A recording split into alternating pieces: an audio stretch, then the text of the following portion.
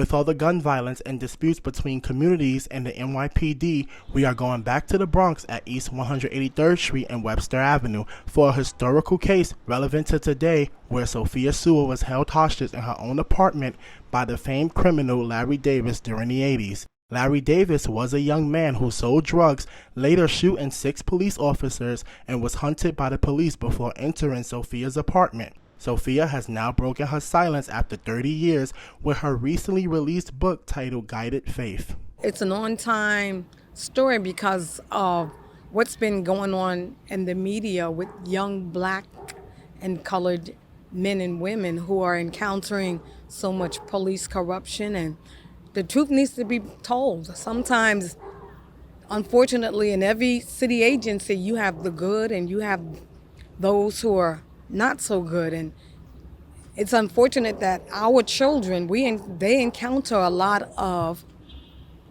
not so good police officers who use them for their own personal gain. It's about my hostage situation with this young man.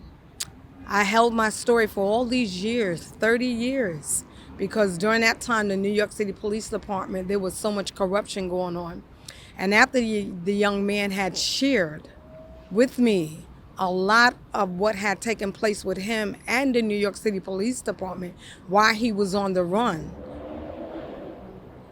I decided that it was best for me not to talk about it.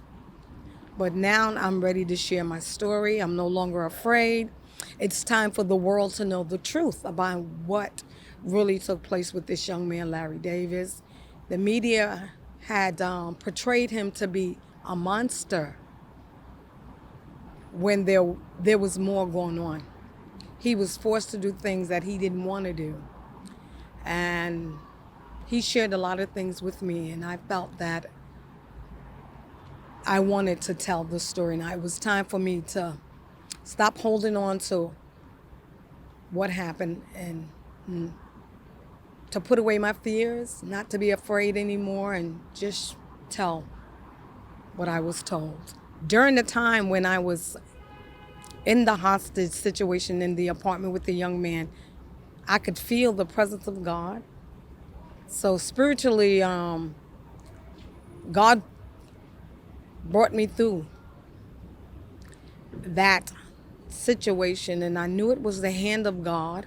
I could feel the presence of God, and I knew that because of God, I was able to come out of that apartment alive. I began to pray, not realizing that God was going to allow this young man to end up in my apartment and I would be taken as his hostage. And when he spoke to me and he shared some things with me as far as him growing up in church and how he ended up, where he was as far as the 6 shootings were concerned, because he shot 6 police officers and they were coming after him. But there's a story before the encounter.